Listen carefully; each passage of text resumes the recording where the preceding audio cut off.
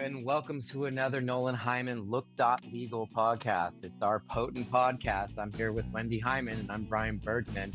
And today's podcast is fun. We've been talking with different consultants in the past, and today we're going to look more at what it actually is to do consumption and speak with somebody who's really got their boots on the ground in the legal industry and is trying to help open this in a lot of different ways. So we're very pleased to introduce our guest today, Maha Hawk, the Managing Director of Hospitality and the Marketing Director of State House.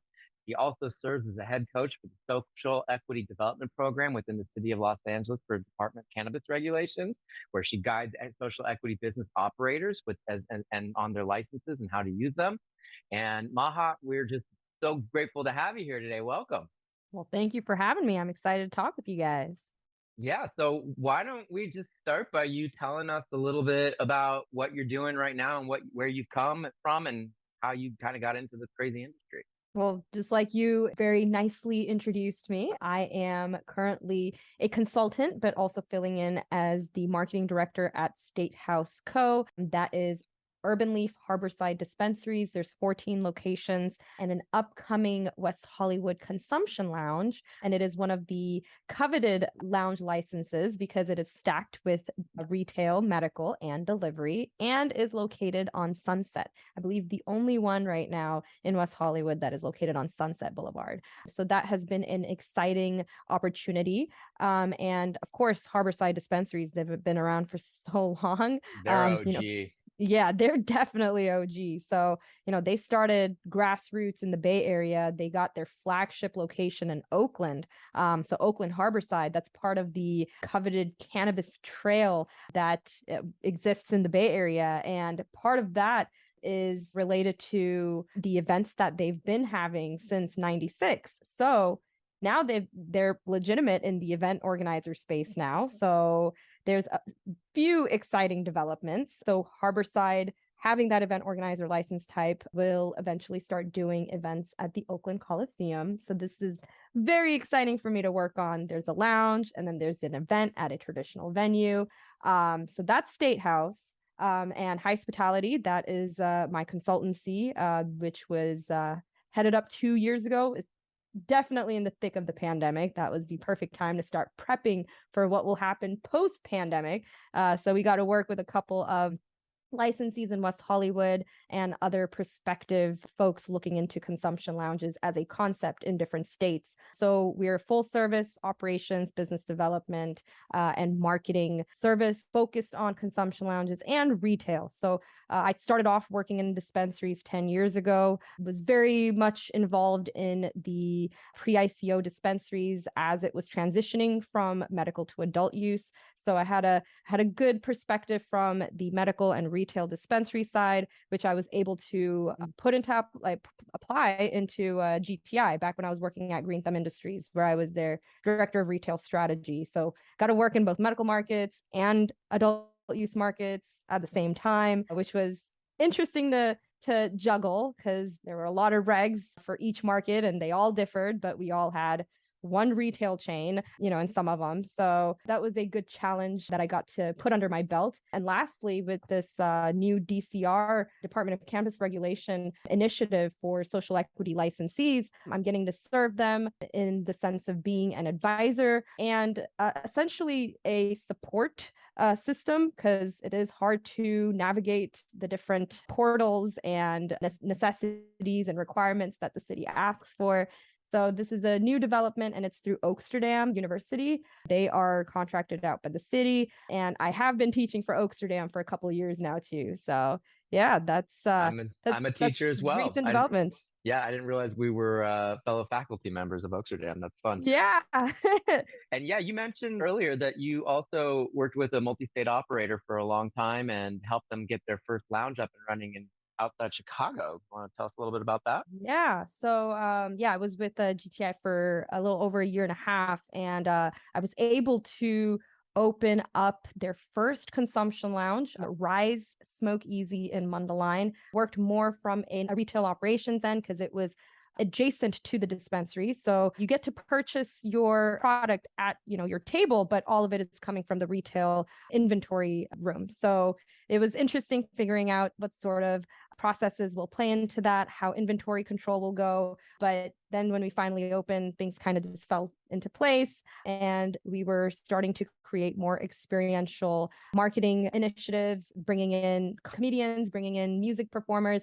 So that was a very enjoyable project. And then there was also another project, which was Nevada. So there is they have presence in Nevada as well, and they have Cookies on the Strip dispensary. There were plans prior to me leaving where we got to work on for the consumption lounge. But as it stands, if your dispensary is, or if you're trying to open a consumption lounge within 1,000 feet of a casino, you're kind of out of luck. But there are some folks who are still pushing for it, might get grandfathered in, but it hasn't opened yet. But I did get to work on the plans for the Cookies on the Strip consumption lounge. So that was a good experience to put under my belt. So, Maha, I have a kind of a general question to you. You're really a fascinating guest to have because you've really, I think, from what I understand, having met you earlier, you've spent most of your professional career in the cannabis industry. And so I'm really interested in when you talk about the notion of there being some activation at the Oakland Coliseum, which from an experiential and immersive entertainment attorney's perspective, not a cannabis attorney's perspective, that seems very watershed to me. You also talked about in the activation in Chicago that you were having certain entertainment activation like a comedian and whatnot, which also I really wasn't aware, that these types of things were going on. Obviously, we're doing this podcast because we are in the process of contributing to those initiatives, want to foment more. But I'm interested in, you can give a little bit of your perspective as to where things started and the trajectory of where things are going in terms of the experiential aspect of brand building and also the consumer experience. And because you're in a marketing firm, you really can speak to that. I'd just love to get your perspective as to where things were, where things are, and where you think things are heading. So I'm going to start with where things are headed, and I'm going to work backwards. So I think right now everyone is focusing on the intersections of traditional venues, traditional experiential initiatives, just anything that all these other industries are doing, cannabis wants to do it. So Oakland Coliseum is a traditional venue. They have concerts, sporting events, etc. They have your alcohol bar. You can, purchase your drinks, etc. What they have now allowed is a cannabis concession stand with an area that you can consume at. So this is very new. They're incorporating cannabis into a traditional venue that has been around for ages. So what it was like before was this didn't exist. You could not even bring cannabis into traditional venues. You would sneak into clubs, you would sneak into concerts, your cannabis products. I would always hide it in my pants or in my shirt, but now there's a pathway for having that accessible, and you can actually sell it too. So that's now, but before. Can I interrupt you 1 second, Maha? Forgive me, because I want to go a little deeper into, you live and breathe this, so things seem really super obvious to you. What did your client have to do in order to get into the Oakland Coliseum? I mean, what changed regulatorily? What happened that enabled this to occur? Because again, I feel like this is super watershed, and the more I understand it and our listeners understand it and Brian understands it, the more we can help people avail of themselves Yeah. of opportunities.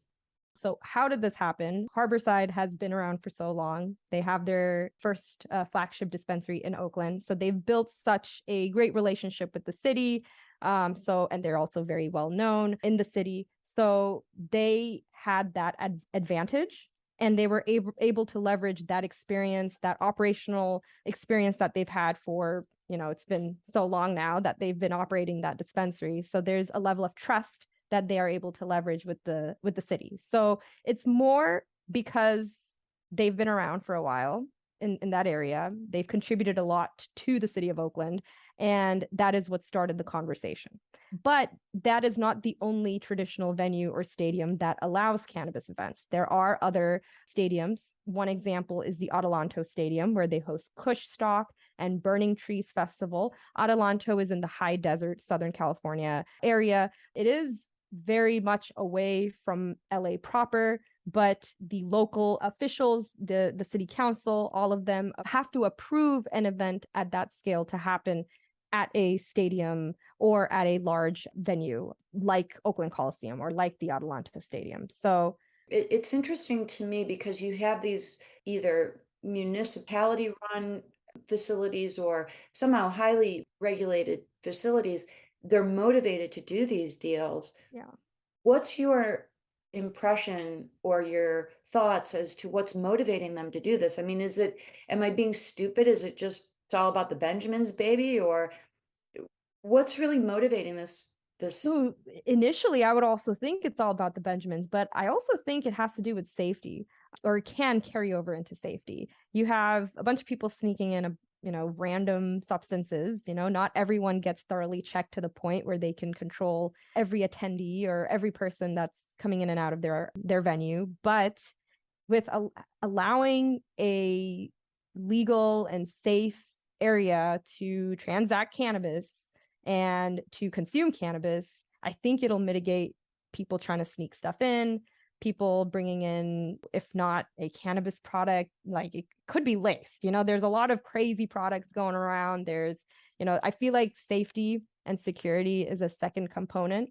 And I also think, just like you said, it is all about the Benjamins. I think these larger venues are recognizing that they're missing an opportunity here. They're seeing how well their alcohol sales do at, their bars.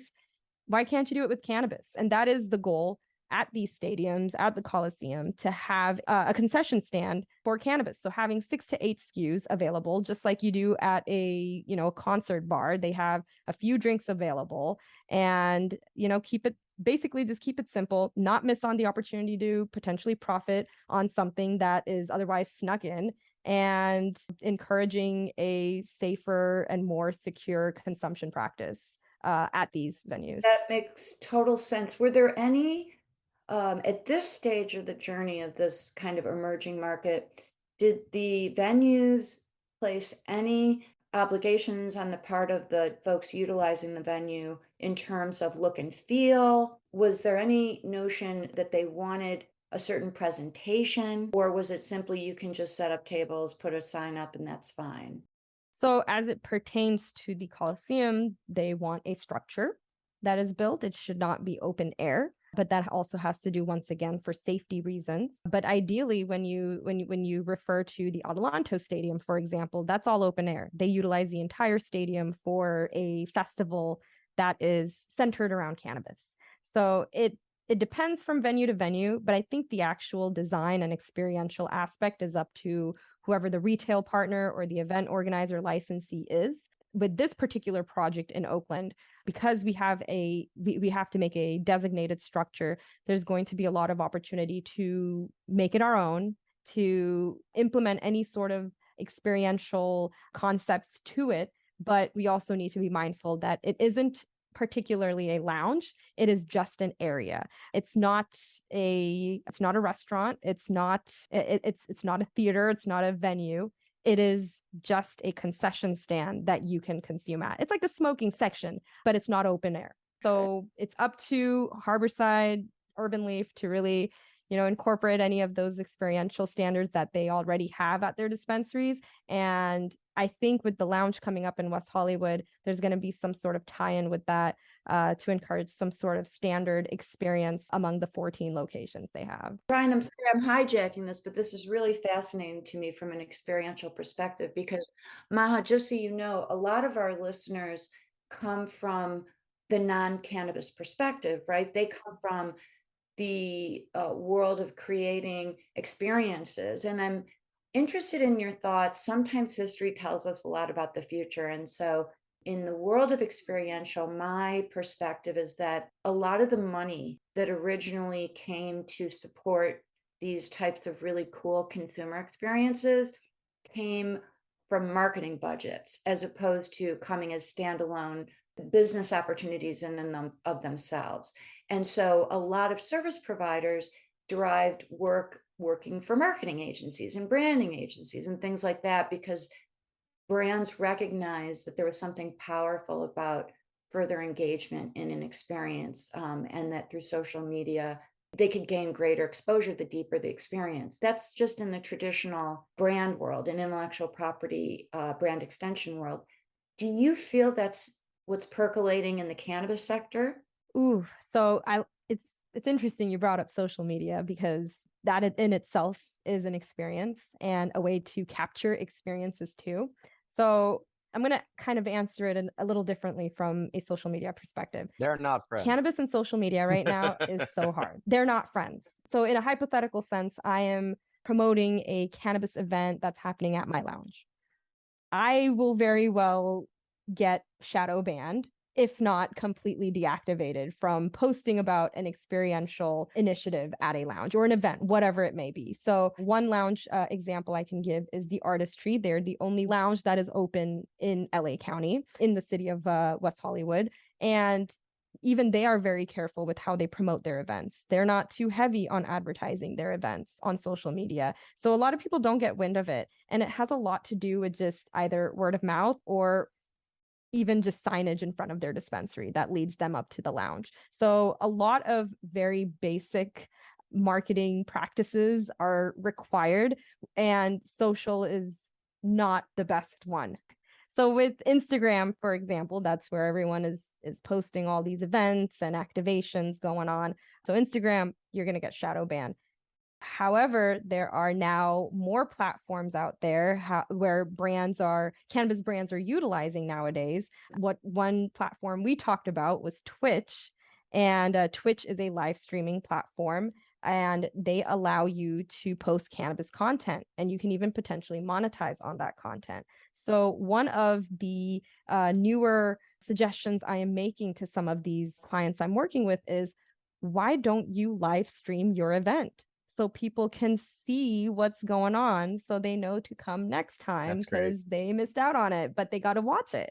So a lot of folks or a lot of non-cannabis industries, they live stream their event on Instagram. But if I were to do that at a cannabis event, not going to work out. But Twitch, that is a new opportunity and a very, very big recommendation I am setting forth for all these different clients that are trying to utilize social media in a better way, optimize their presence, and really just get the word out. Because I think that's the key to customer acquisition, is if you are doing your outreach in a very effective way and not getting your stuff deleted. So Twitch is like my new favorite spot. Even I live stream on there, and brands want their product to be tried on Twitch now instead of Instagram, because Instagram, I can't even link the cannabis brand on there. I can't even link the dispensary on there without having the post be shadow banned. So that is, I think, part of my customer acquisition and marketing outreach strategy is, why not live stream your event if That's you great. want people to come? So Maha, I mean, this is just all such wonderful information. Thank you. One of the things that I'm curious more here about, talk about a little bit more is, we've talked on the podcast a few other times about the different ways you can legally consume out of the home right now. And it varies from state to state. There's different liability rules and everything else, depending on which state you're in. And we've talked somewhat about there being event licenses that are a little bit limited to local jurisdictions and fairground type spaces here in California, and eventually, hopefully, with more private events, but we're not there yet. And also the retail consumption lounges, like we've been talking about a lot today. And I know they've got other type of event consumptions in Nevada and elsewhere, like we talked about. So we have some regulations. We have some ways to do this, but it's still really young in the industry and not really well known. What do you see the industry doing? Like, how are they working within these events and the structure? How are they doing this today? Like, how's this working out for the actual operator? So, like you said, like there are a couple of municipalities that have regs, have a pathway for, consumption events, consumption areas. But I'm gonna use the city of LA, for example. there is nothing. There is no licensure pathway for lounges. And if you want to utilize your event organizer license in the city of LA, good luck, because that's not going to happen. That's why you got people going to Adelanto, which is an hour and a half north into the desert, high desert. So there's no pathway for that in the city of LA, likewise in other states. So New York is another example. That's a crazy, scene right now. But in terms of lounges, events, and just general consumption areas, New York and city of LA, and in the city of LA, we are. I'm seeing this influx of private events, members only membership model venues that are privately owned that don't really have to follow the regs because they're not licensees. They just have a property or a space that's privately owned. Either they own it or they have their landlord's blessing, and they're hosting full-blown cannabis events or function as a full-blown lounge without really having that license. So this is Are they making sales, or are they just providing products? so they're not making sales, and that's what makes it, I don't want to say legal, Private. but yeah. So you're not, they're not breaking any rules, but yeah, there's no cannabis being sold, but there are cannabis products being handed out for free or gifted. So because of that, they're allowed to do it. No one's going to stop them. But this is also, on the city/state that's missing out on an opportunity to potentially standardize this, create a legal pathway for it, and make sure it's safe, because you don't know what's going to happen at these private venues. Although most of the times it's fine and it's safe, it doesn't fully ensure that there are compliant things going on. So but that's becoming very popular, has been popular in LA. There's always been these private venues, these members only venues where you can smoke at, but now they're getting that level of popularity that, like, they're even more popular than the legal lounge establishments that are open nearby. So it's interesting to observe. Is that more a matter of word of mouth, or is that more a matter of it's just because like they can serve alcohol? So it's that too. They can also serve, they also serve alcohol. It's word of mouth, and they are able to showcase themselves in clever ways on social media. They have also stepped in, like these venues that I'm referring to, the privately owned venues, they have innovative ways to also share their events. They're utilizing other social media platforms like Twitch, like Discord. So Discord is another, I like to call Discord the Zoomers Slack. So like people are sharing addresses, times of events in these creative ways that traditional venues or restaurants, what have you, do not utilize. It gives it another layer of exclusivity as well. So people are eating it up. People enjoy it. And another thing I do want to mention is I did go to PuffCon recently, and that was it was a full-blown concert. Like they had these very well-known rappers come and perform at this huge park in LA that they just kind of had for the day. And Puffco, that's not a cannabis brand. That's an ancillary product. It's a device. And they were able to host such a huge event, and it was a consumption event, but did not have an event organizer license because there was no sales of cannabis happening, and it was on a privately owned, park area. But they had major acts. One of them was Schoolboy Q, who is a very well-known rapper out here in LA. And it was a great experience. But I feel like if there were cannabis transactions taking place, that would have been a great opportunity, not only for the cannabis business, but even for the city that would be collecting the taxes on those. But there's a missed opportunity in that. And I think that's what it's about. We don't need overregulation, but we don't want to miss opportunities either. Absolutely. And I know that LA is coming up with that, just to let you know. LA is, they're aware of it. I know that they're looking into it. I can just say that. So Maha, something you're talking about, again, fascinates me from the perspective of my industry, which is the experiential providers who may not be cannabis users, right? Who may not understand the lifestyle at all. You're describing these guerrilla style events where it's not even about the sale. Can you describe for our listeners who are not that familiar with the drive for people to get together and have this shared experience? What is that all about? Because I think that a lot of our listeners would be really interested in understanding, why is this even a potential business opportunity?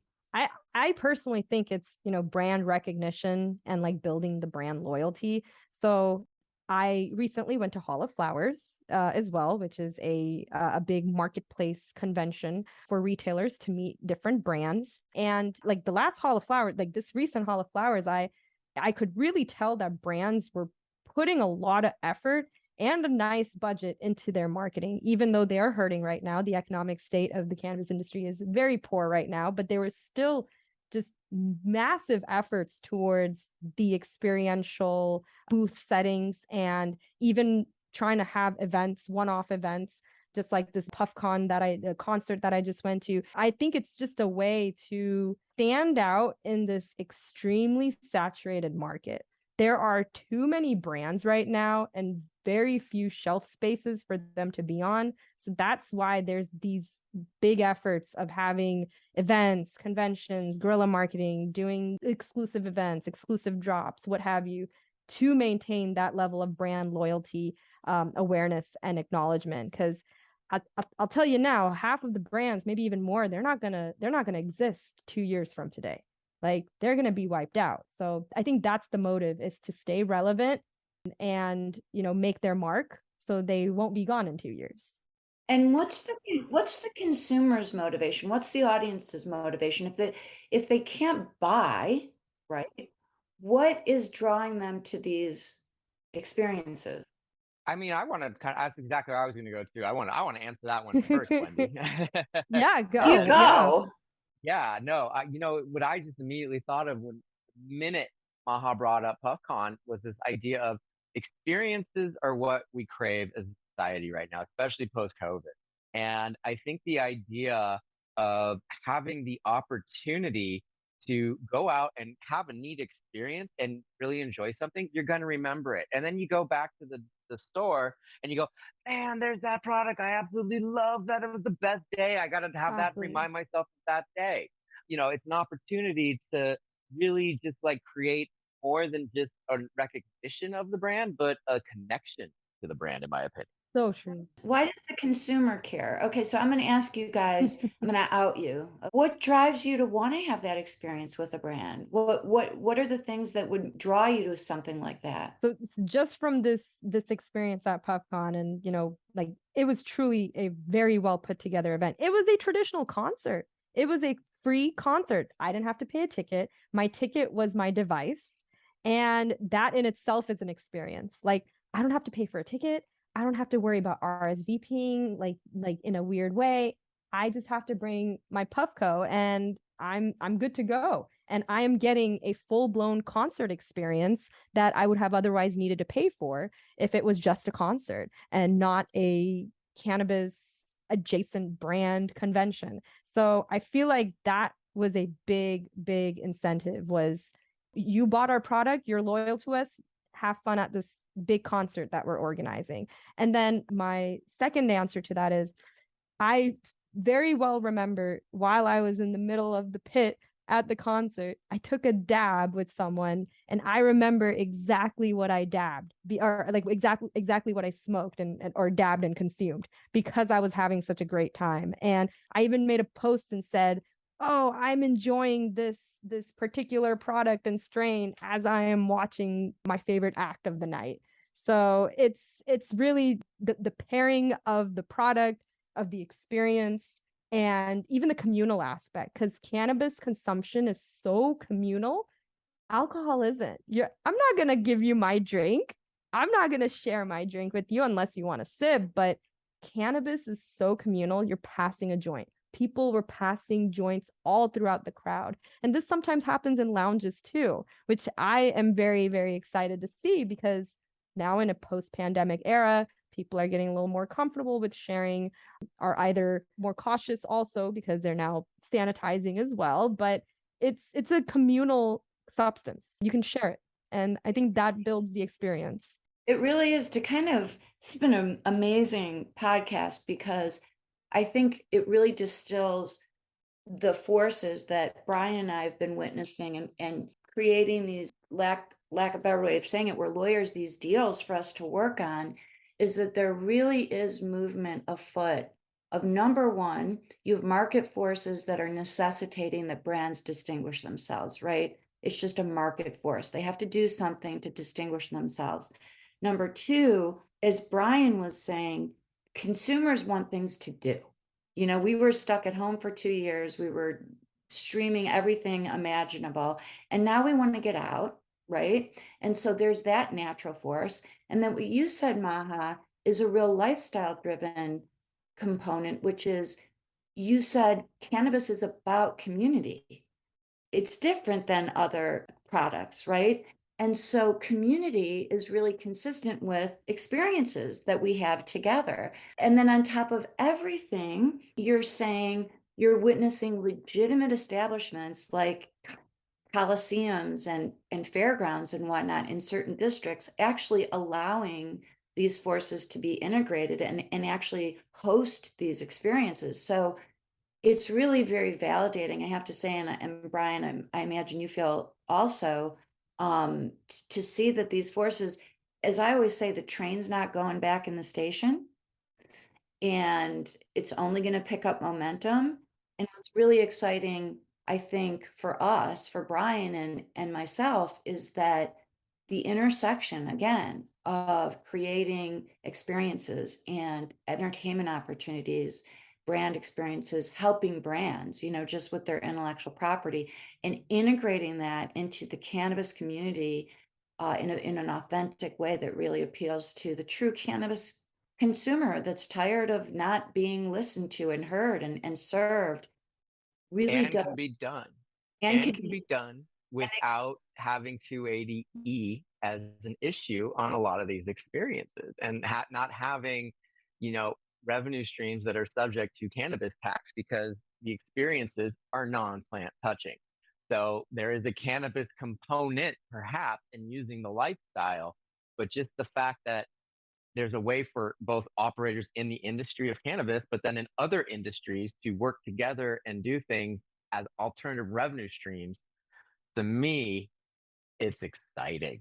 Exactly. It is. And you know, dare I say, kind of in closing, this is why Brian and I get so excited because our firm, Nolan Hyman in general, is really the heart of our firm is about business optimization, right? How do we help our clients in a very authentic way maximize their business opportunities? And this is very exciting. I think the integrating of folks in my industry, both from the operator perspective and the service provider's perspective, and Brian's clients, you know, the brands that he represents, the operators, the people, the dispensaries who want to create traffic flow and all these things, the intersection is really super exciting.